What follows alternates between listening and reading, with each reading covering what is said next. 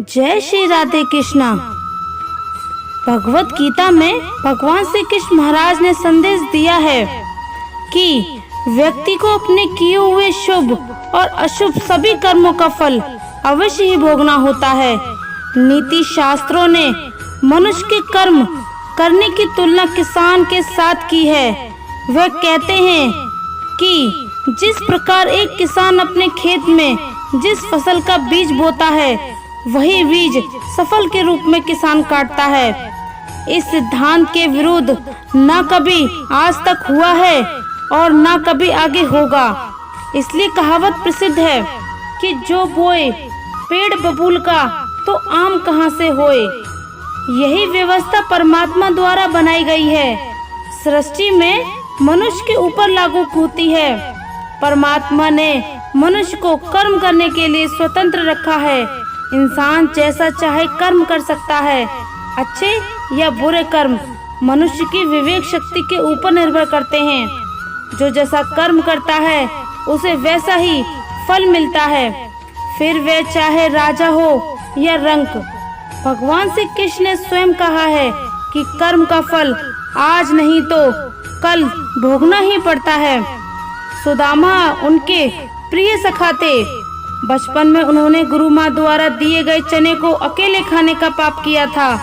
भगवान से छिपकर चना खाए गए इस कर्म का फल उन्हें अत्यंत गरीबी के रूप में भोगना पड़ा। उनके परम मित्र होने के बाद भी समय से पहले भगवान सुदामा की दयनीय दशा को दूर नहीं कर पाए, जबकि वे स्वयं उनकी हालत पर दुखी थे। जब द्वारकापुरी में दोनों का मिलन हुआ तो पग धोते हुए कृष्ण उनकी दयनीय दशा देखकर रोए कि उनके पैरों में आंसुओं की धारा बह गई। इसी तरह कर्म फल से भगवान स्वयं भी नहीं बच सके। त्रेता युग में भगवान विष्णु अवतार श्री राम ने बाली को छिपकर मारने का पाप किया था। द्वापर युग में कृष्ण जन्म में उन्हें वन में तपस्या के दौरान एक शिकारी ने हिरण समझकर विष तीर से घायल कर दिया।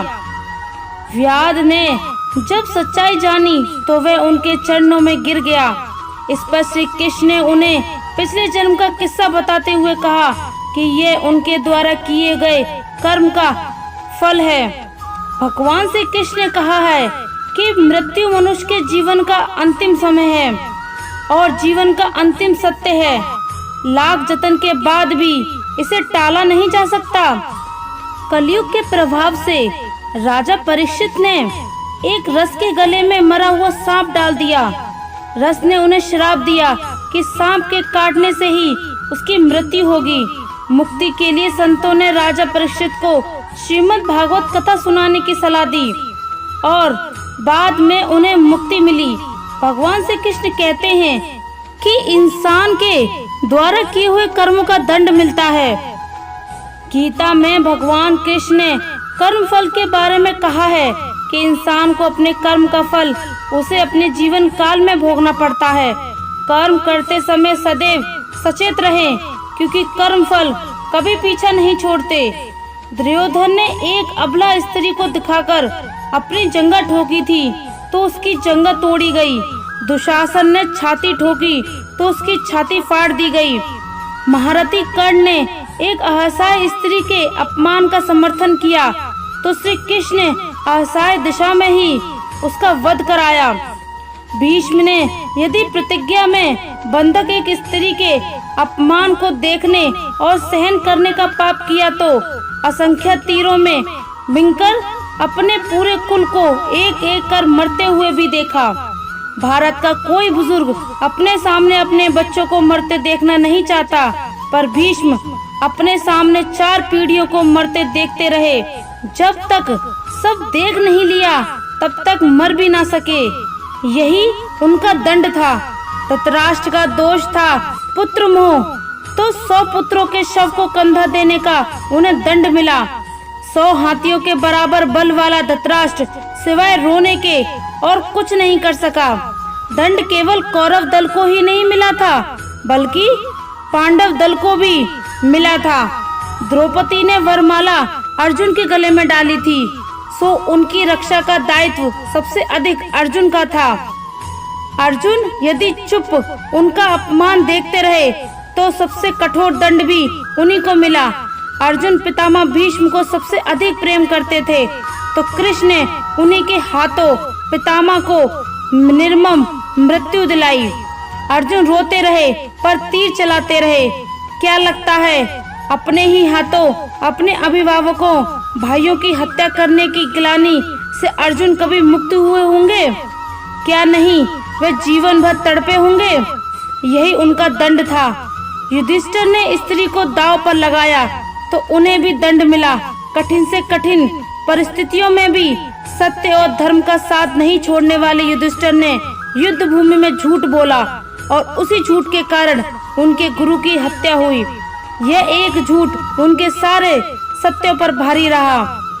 धर्मराज के लिए इससे बड़ा दंड क्या होगा? दुर्योधन को गदा युद्ध सिखाया था। स्वयं बलराम ने एक अधर्मी को गदा युद्ध की शिक्षा देने का दंड बलराम को भी मिला। उनके सामने उनके प्रिय दूर का वध हुआ और वे चाहकर भी कुछ न कर सके। इस युग में दो योद्धा ऐसे थे जो अकेले सबको दंड दे सकते थे, कृष्ण और महात्मा बर्बरिक। पर कृष्ण ने ऐसे कुकर्म हो के विरुद्ध शस्त्र उठाने तक से इनकार कर दिया और बर्बरिक को युद्ध में उतरने ही नहीं दिया। लोगों ने पूछते रहे कि बर्बरिक का वध क्यों हुआ? यदि बर्बरिक का वध नहीं हुआ होता तो द्रौपदी के अपराधियों को यथोचित दंड नहीं मिल पाता। कृष्ण युद्ध भूमि में विजय और पराजय तय करने के लिए नहीं उतरे थे। कृष्ण इन अपराधियों को दंड दिलाने के लिए ही कुरुक्षेत्र में उतरे थे। कुछ लोगों ने कर्ण का बड़ा महिमा मंडल किया है, पर सुनिए, कर्ण कितना भी बड़ा योद्धा क्यों ना रहा हो, कितना भी बड़ा दानी क्यों ना रहा हो, एक स्त्री के वस्त्र हरण में सहयोग का पाप इतना बड़ा है कि उनके समक्ष सारे पुण्य छोटे पड़ जाएंगे। स्त्री कोई वस्तु नहीं कि उसे दांव पर लगाया जाए। कृष्ण के युग में दो स्त्रियों को बाल से पकड़कर घसीटा गया। देवकी के बाल पकड़े कंस ने और द्रौपदी के बाल पकड़े दुशासन ने। श्री कृष्ण ने स्वयं दोनों के अपराधियों का समूल नाश किया। किसी स्त्री के अपमान का दंड अपराधी के समूल नाश से ही पूरा होता है, भले वे अपराधी विश्व का सबसे शक्तिशाली व्यक्ति ही क्यों ना हो।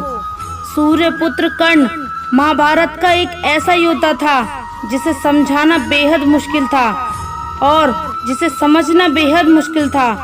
जहां एक ओर कर्ण महादानी, वहीं दूसरी ओर कर्ण ने महाभारत के युद्ध में न सिर्फ बुराई का साथ दिया बल्कि द्रौपदी को नगर वधू कहा। श्री कृष्ण के अनुसार जीवन में कभी मौका मिले तो सारथी बनना, स्वार्थी नहीं। अहंकार मनुष्य से वह सब करवाता है जो अंत में उसी के विनाश का कारण बनता है। इसलिए मनुष्य को जितनी जल्दी हो सके अपना अहंकार त्याग देना चाहिए। श्री कृष्ण कहते हैं, कर्म वह फसल है जिसे इंसान को हर हाल में खुद काटना ही होता है। इसलिए हमेशा अच्छे बीज बोएं ताकि फसल अच्छी हो। गीता जी कर्मवाच्य के कर्म की गति धीमी हो जाती है और वह धीरे धीरे लक्ष्य को अपने से दूर कर देती है। इसलिए कर्म की गति अनवरतन चलती रहे, मंद नहीं। इसलिए ही भगवान कृष्ण ने अर्जुन के यह महान संदेश दिया था कि आप चिंता न किए युद्ध करते रहो। कौन हारेगा कौन जीतेगा यह सब काल परिस्थिति के आधार पर अपने आप तय होगा। यही बात हमारे जीवन में भी पूर्ण रूप से लागू होती है। अगर हम सभी चीजों का फायदा नुकसान देखकर उस कर्म को करना ही बंद कर दें तो अंत में क्या होगा हम सबको पता है। कोई भी प्राणी और वस्तु इस संसार में अजर अमर और स्थायी नहीं है। यह सब जानते हुए भी हम सब कर्म क्यों करते हैं? क्योंकि इस संसार की व्यवस्था सुचारू रूप से है और बिना बाधा के अराजकता की स्थिति में आए बिना सुचारू रूप से चलती है।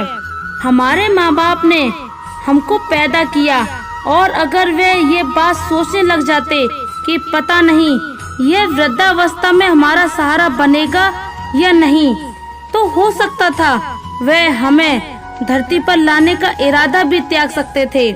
लेकिन उन्होंने अपना कर्म किया और फल ईश्वर के हाथ में दे दिया, तभी हम धरती पर आ पाए। और ईश्वर चाहेगा तो हम उनकी अच्छी सेवा भी कर पाएंगे। गीता के अनुसार पुनर्जन्म भी होता है। हम भूल जाते हैं हम किसी भी योनि में आ जा सकते हैं। वो योनि है जिनमें परेशान होने पर आत्महत्या तक का अधिकार नहीं होता। एक बैल कितना भी परेशान हो जाए वे अपनी मर्जी से मर भी नहीं सकता। जो भी किया है भोगना ही होगा।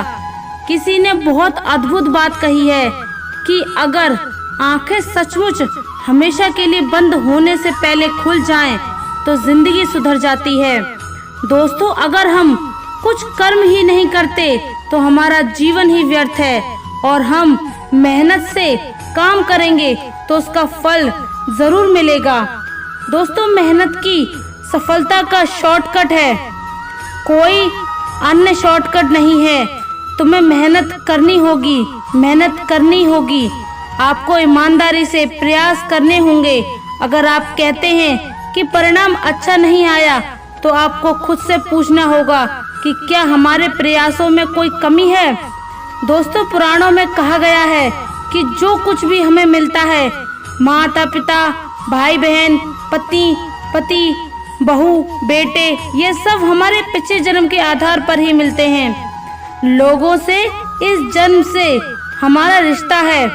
यह वही लोग हैं जिससे हमारा कभी न कभी कोई रिश्ता जरूर था और कोई हिसाब किताब था, जिसे पूरा करने के लिए भगवान हमें धरती पर भेजते हैं। दोस्तों, एक बार की बात है, गांव में एक किसान अपने परिवार के साथ रहता था और उसकी पत्नी, और वह बहुत ही नेक विचारों के इंसान थे। उनके एक बेटी भी थी जो कि अपाहिज थी। किसान और उसकी पत्नी दोनों ही अपनी पुत्री को अपाहिज देखकर बहुत दुखी रहते थे। उन्होंने अपनी बेटी के पांव का इलाज भी करवाया, परंतु कोई फायदा नहीं हुआ। इसलिए किसान और उसकी पत्नी दोनों अपनी बेटी की सेवा करते थे, उसके पैरों की मालिश करते थे और अपने हाथों से खाना खिलाते थे।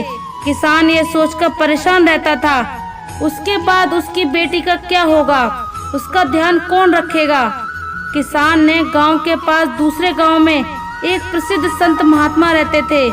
किसान अपनी पत्नी के साथ उन संत महात्मा की सेवा करने जाते थे और उनके उपदेश सुनते थे और वहां पर आए हुए लोगों की सेवा करते थे। एक दिन जैसे ही महात्मा जी का प्रवचन खत्म हुआ, किसान ने कहा कि संत महात्मा, मैं और मेरा परिवार आपकी और लोगों की बहुत सेवा किया करते हैं, कभी किसी का बुरा नहीं करते और अहिंसा के मार्ग पर चलते हैं और सच्चे मन से भगवान की पूजा अर्चना करते हैं।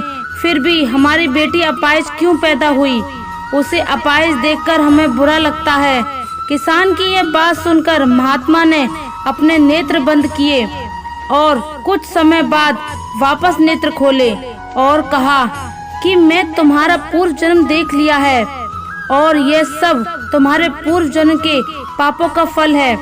पूर्व जन्म में तुम अपनी पत्नी और बेटे बहू के साथ रहते थे। तुम्हारा बेटा नगर के बाहर राजा के यहाँ नौकरी करता था और पिछले जन्म में जो तुम्हारी बहू थी वही अब तुम्हारी बेटी है। भाई, तुम्हारे घर में एक दुधारू गाय भी थी जिसकी तुम बहुत सेवा करते थे, लेकिन अपनी बहू के साथ तुम्हारा व्यवहार बहुत गलत था। तुम सदा अपनी बहू को बहुत परेशान करते थे और उसे खरी खोटी सुनाते थे। तुम्हारी बुरी बातें सुनकर तुम्हारे बहू बहुत परेशान थी, लेकिन फिर भी वह कुछ भी नहीं बोलती थी। एक बार की बात है, वो अपनी सहेली के साथ मेला देखने चली गई थी।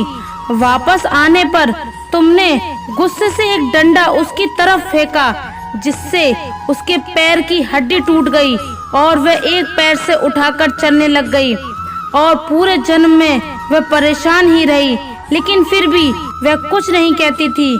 इस जन्म में तुम्हारी बेटी तुम्हारी वही बहू है, झूठ जो अपना हिसाब पूरा करने के लिए आई है।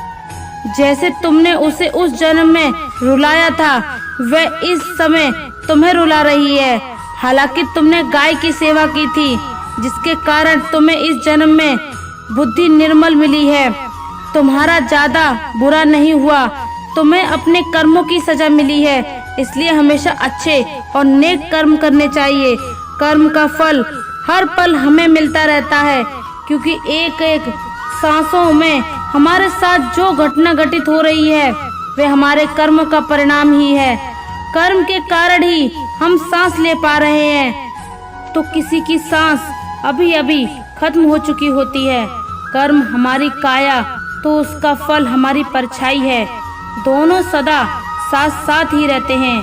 कर्म के कारण ही कोई आसानी से सांस ले पाता है, तो कोई दमा में दम घुटता महसूस करता है। कर्म का फल हमको जागते, सोते, उठते, बैठते भोगना ही होता है। कर्म का कुछ फल तो तुरंत मिलता है, तो कुछ कर्मों के फल के लिए जन्मों जन्म इंतजार करना होता है। जैसे किसी ने आग में हाथ डाला तो तुरंत जल जाएगा, उसके लिए कल या परसों नहीं लगेगा। किंतु आपने यदि किसी का खून किया है, किसी को बेतहाशा तंग किया है, तो हो सकता है उसी जन्म में उसका फल ना मिले, लेकिन देर सबेर जरूर उसका दुष्परिणाम आपको भुगतना ही होगा। इसके फल से कोई बच नहीं सकता।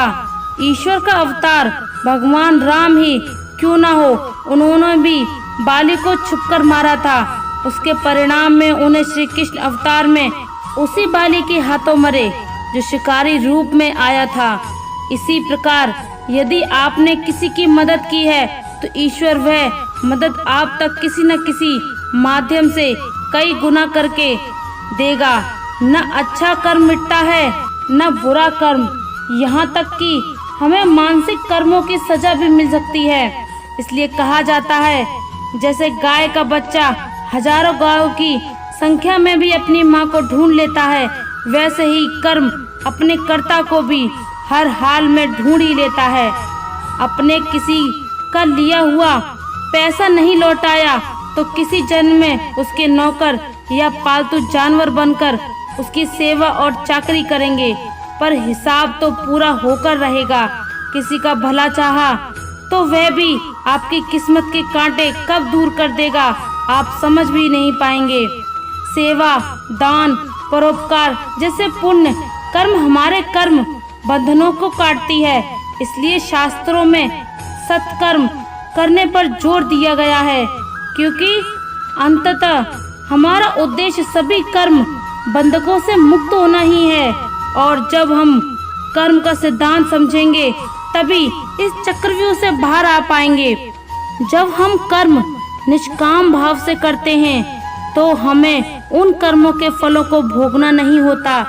इसका यह अर्थ निकलता है कि मनुष्य योनि में यदि हमारे प्रारब्ध के कर्मों को भोगने का तरीका निष्काम होगा, तो प्रारब्ध के कर्म तो निरस्त हो जाएंगे, परंतु नए कर्म नहीं मिलेंगे, अर्थात न सचिंत होंगे और न ही नए प्रारब्ध बनेंगे। निषाद कर्म अर्थात स्वयं को परमेश्वर का दास समझते हुए परमेश्वर के अनुसार अपने कर्तव्य निभाना, परंतु उनके फल की इच्छा न रखना। तो दोस्तों, ऐसे ही वीडियो और पाने के लिए हमारे चैनल को सब्सक्राइब करें और वीडियो को लाइक करें। आज की इस वीडियो में बस इतना ही। धन्यवाद। जय श्री राधे कृष्णा।